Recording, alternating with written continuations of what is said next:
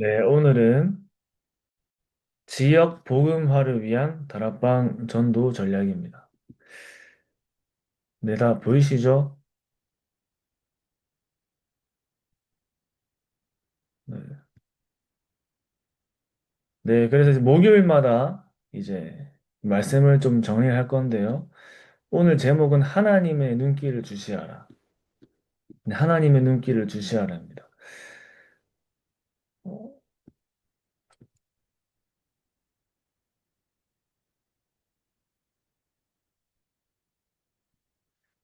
네, 그래서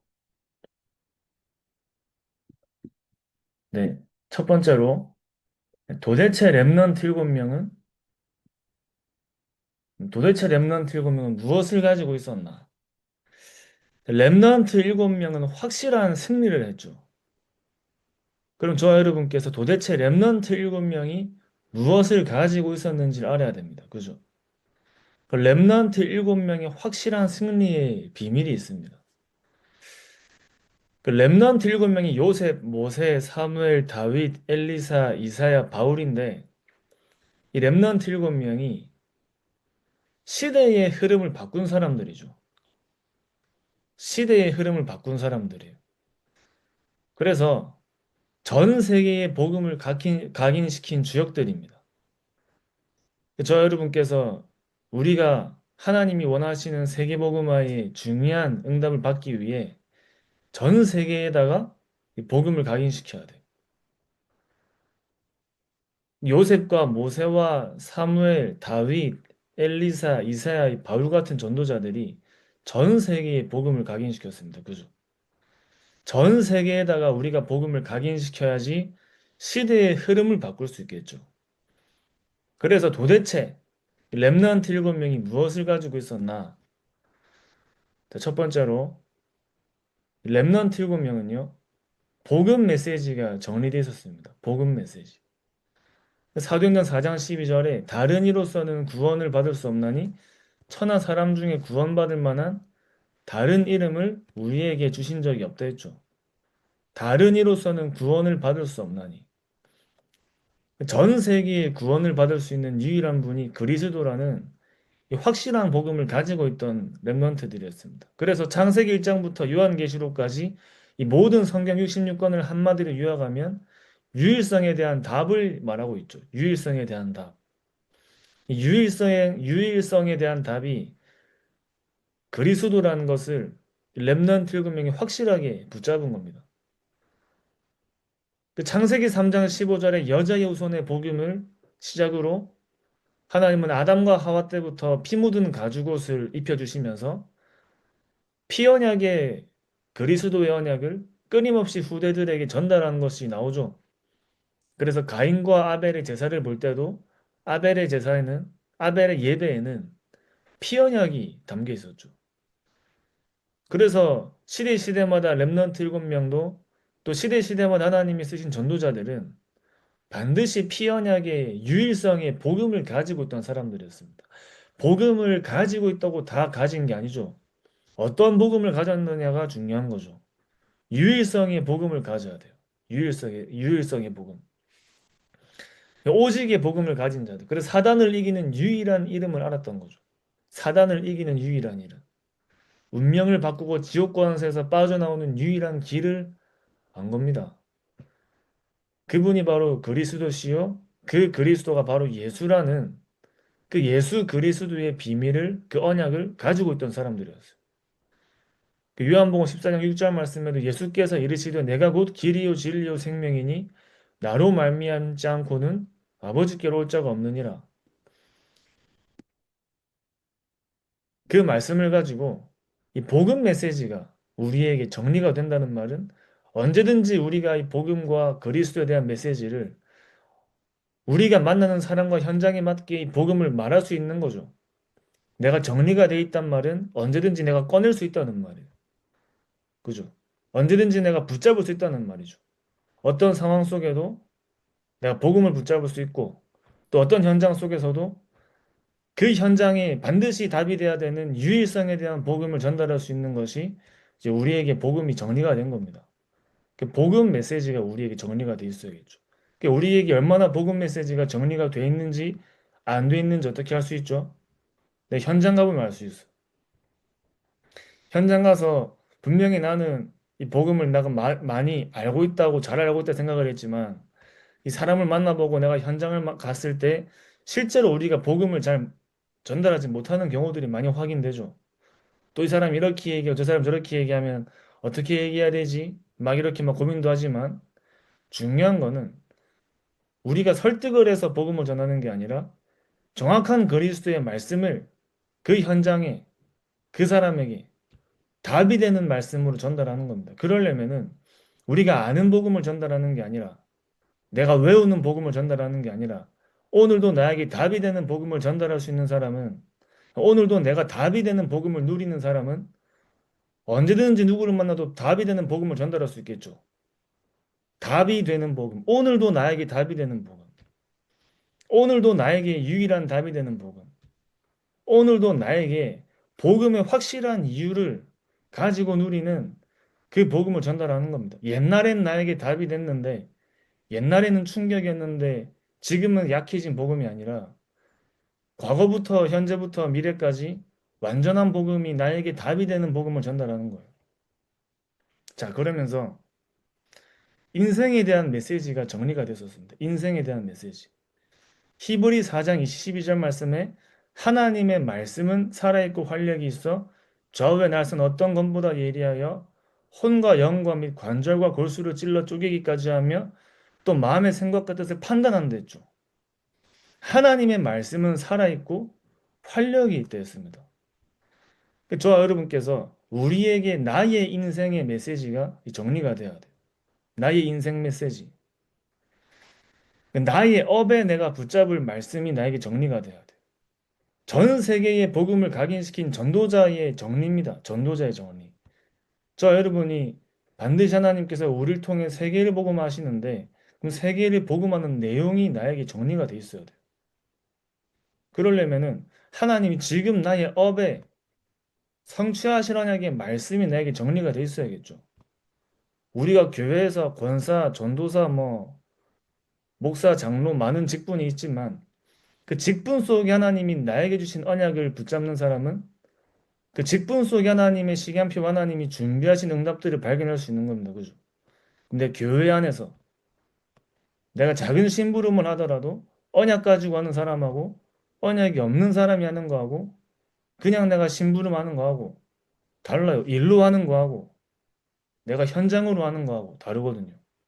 그렇기 때문에 지금 나의 직분에 붙잡을 말씀을 정리하는 겁니다.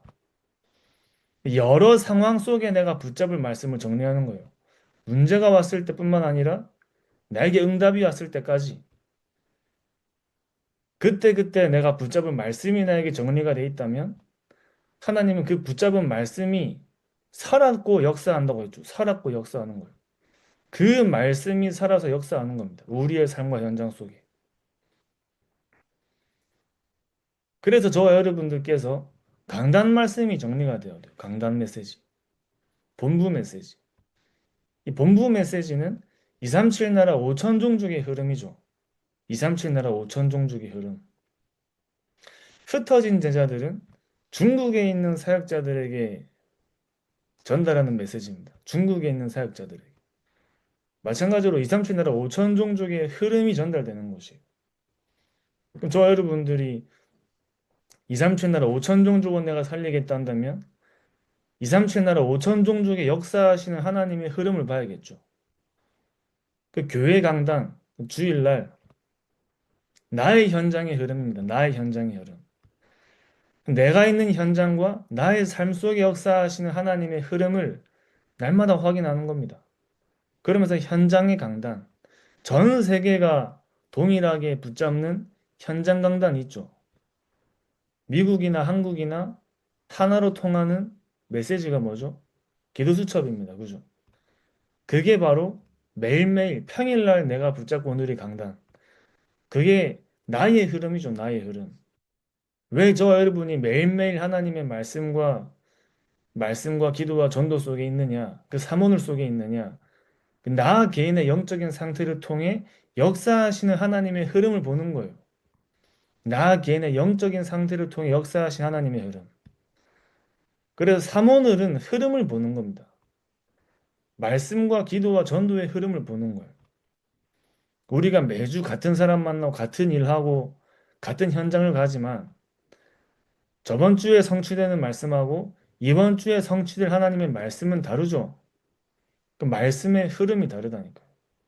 그리고 말씀의 흐름이 다르기 때문에 이번 주에 내가 붙잡아야 되는 기도 제목 다릅니다. 그죠? 그럼 기도의 흐름이 달라요. 그럼 전도의 흐름도 달라지겠죠. 현장은 똑같지만 내가 가는 현장은 똑같을지 몰라도 현장의 시간표는 다르기 때문에 예를 들면 지금까지 절대 복음을 거부했던 친구가 오늘 내가 복음을 전했는데 복음을 받았다. 그 한 사람의 시간표가 다르듯이 매일 같은 현장 가는 것처럼 보이지만 현장의 시간표가 다르기 때문에 말씀과 기도의 흐름 속에 전도의 흐름을 보는 겁니다. 그 삼오늘은 흐름을 보는 거예요. 그러니까 당장에 변화되어지는 게 없어도 변화되어지고 있는 것을 보면서 가는 거죠. 당장 바뀌는 게 없는 것처럼 보이는데 우리는 그 흐름을 알기 때문에 갈 수 있는 겁니다. 그죠? 그 렘넌트 7명이 이 메시지가 정리가 돼 있었습니다.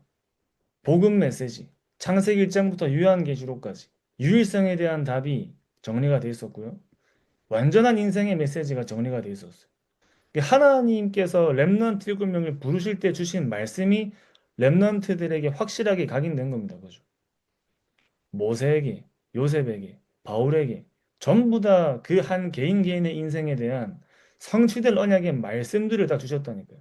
그거를 하나님이 주신 그날부터 죽는 그날까지 그 말씀 하나 붙잡고 간 겁니다.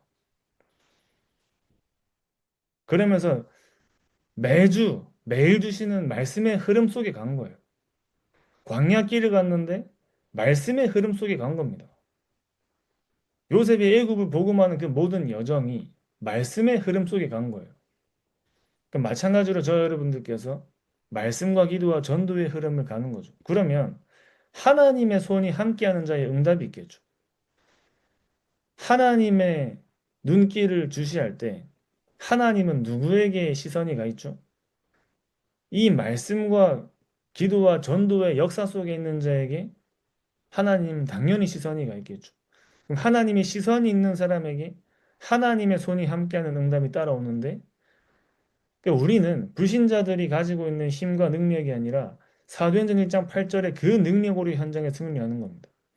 하나님의 손이 함께하는 자에게는 오직 성령의 능력이 임하는 거예요.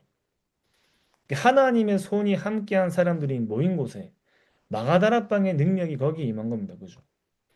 하나님의 손이 베드로에게 임하니까 전에는 안 보였던 사람이 발견되어지는 이제 역사가 따라오는 거예요. 스데반의 환란으로 이제 많은 일들이 일어났는데 그때도 이제 하나님의 손이 스데반에게 이제 빌립이 사마리아 현장에 갔을 때도 하나님의 손이 빌립에게 함께하니까 일심으로 빌립의 말을 듣는 그런 현장 역사가 일어납니다. 그죠? 절대 들을 것 같지 않던 현장의 사람들이 하나님의 손이 임한 빌립이 가는 곳에 그 빌립의 그리스도를 증거하는 그 현장 속에 일심으로 듣더라. 귀신들이 떠나가고 치유 역사가 일어나는 그런 응답들이 일어납니다. 그죠? 그러면서 이제 성령이 빌립에게 주의 사자가 빌립에게 그 노방전도가 가장 쉽지만 가장 어려운 게 노방전도입니다. 그죠? 가장 성경적이지 않는 전도가 노방전도인데 또 가장 성령의 인도받아야지만 되어지는 전도가 노방전도예요. 그 빌립이 길을 가다가 성령이 빌립에게 이디오페 내실 만나게 하죠.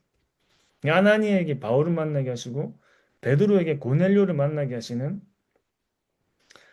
전부 다 어떤 응답이죠? 주의 손이 하나님의 손이 함께하는 자들의 응답입니다. 하나님의 손이 저 여러분과 함께한다면 여러분들 가시는 곳에 이런 성경 속에 있는 전도 운동들이 우리의 현장 속에 일어나겠죠. 안디옥의 문이 열리고 구원 주시기로 작정된 자들이 전부 다 복음을 듣고 바울이 루스드라에서 돌을 맞고 이제 죽었다가 다시 루스드라에 들어간 거예요. 제자들을 본 겁니다. 그죠? 디모데를 거기서 발견한 거예요. 루디아를 만나고 루디아를 만나고 일어난 모든 일들이 전부 다 주 하나님의 손이 함께한 자의 여정이요 발걸음이에요. 그 데살로니가, 고린도, 에베소, 로마까지 전부 하나님의 손이 함께한 자들의 여정이었습니다. 간단하게 하나님의 손이 함께하는 자들의 응답이 무엇이냐? 7포인트의 사람들이 만나지는 거예요. 방금 말씀드린 모든 것들이 전부 다 7포인트의 사람들이 만나진 거죠.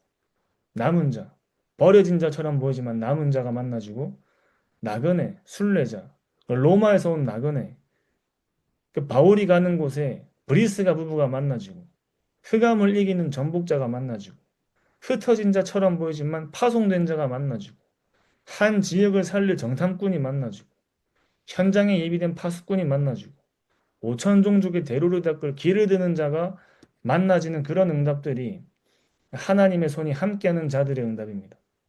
여러분께서 이 응답을 누리는 증인으로 하나님이 우리에게 언약의 말씀을 주시는 거죠. 그럼 하나님께 발견된 일꾼에게 영혼을 맡기시는데, 결국 하나님은 중요한 영혼을 누구에게 맡기시냐? 하나님께 발견된 일꾼에게 맡기신다였습니다. 그래서 사도행전 2장 9절에서 11절 말씀에 15나라의 세계를 움직이는 산업인을 마가다라 땅에 보내신 거예요.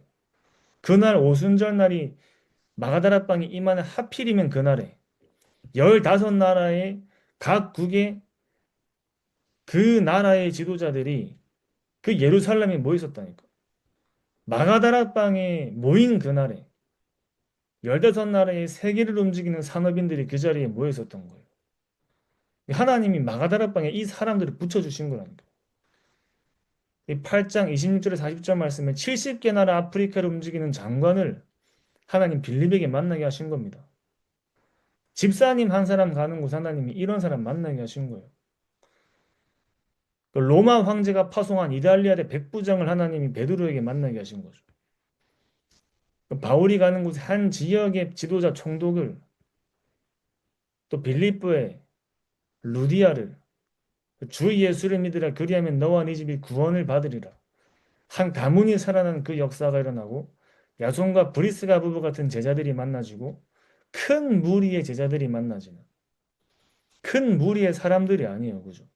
큰 무리의 제자들입니다. 제자들. 이런 영혼을 하나님은 누구에게 맡기시냐? 전 세계의 복음을 각인할 사람에게 맡기시는 겁니다. 우리가 전 세계의 복음을 증거하는 걸 넘어서 우리는 시대의 흐름을 바꾸기 위해, 전 세계의 흐름을 바꾸려면은 그냥 복음을 말하는 정도가 아니라 전 세계에다가 복음을 각인시켜야 돼요. 그죠? 어떻게 해야 전 세계에 복음을 각인시킬 것이냐? 여기에 대한 기도와 24가 저 여러분들에게 있다면, 하나님은 그 사람에게 전 세계를 두고 하나님이 예비하신 제자들을 만나게 하시겠죠. 전 세계에 복음을 각인하는 전도자의 정리입니다. 마지막으로 렘넌트 7명의 성공 방법은 말씀 정리였어요. 저 여러분이 그냥 내가 매일매일 그냥 내 주변 현장만 이렇게 돌 거면은 뭐 구우지 않아도 되죠. 근데 우리가 세계를 보고 말리면 말씀을 정리해야 돼요. 하나님이 나에게 성취하실 언약의 말씀과 나의 업과 나의 직분과 여러 상황 속에서 어떤 말씀을 하나님이 나에게 주셨는지, 이걸 정리하다 보면 뭐가 같이 발견되냐면 나의 CBDIP가 같이 발견돼요. 그러면서 문제에 대한 답을 언제든지 말씀 안에서 확인하고, 나에게 성공이 왔을 때도 응답이 왔을 때도 그때는 말씀 성취를 확인하는 거죠. 말씀 성취. 그러니까 말씀 성취를 확인하면서 그 다음 더 큰 응답들을 두고 우리가 가는. 그러니까 바울은 데살로니가, 빌립보, 고린도, 에베소 지역을 복음하면서도 계속 그 다음 하나님이 성취하실 말씀의 흐름을 봤죠. 거기서 머무르는 게 아니고, 거기서 끝난 게 아니라 계속 하나님이 성취하실 말씀의 흐름 속에 아무리 많은 응답들이 왔지만 끊임없이 로마도 보아야 하리라, 가이사 앞에 서야 하리라, 그 다음에 하나님이 준비하신 코스를 봤다니까요. 그죠? 그럼 마찬가지로 저 여러분께서 이 5천 종족의 대로를 닦는 언약의 여정 속에 이런 중요한 메시지를 정리하시기 바랍니다. 기도하고 마치겠습니다. 하나님 아버지 감사합니다. 하나님께서 우리를 통하여 우리 현장과 지역과 전 세계에 복음을 각인시키는 성령의 역사가 일어나게 해 주시옵시며 그것을 하나님께서 우리를 부르신 정확한 언약의 메시지들이 정리가 되는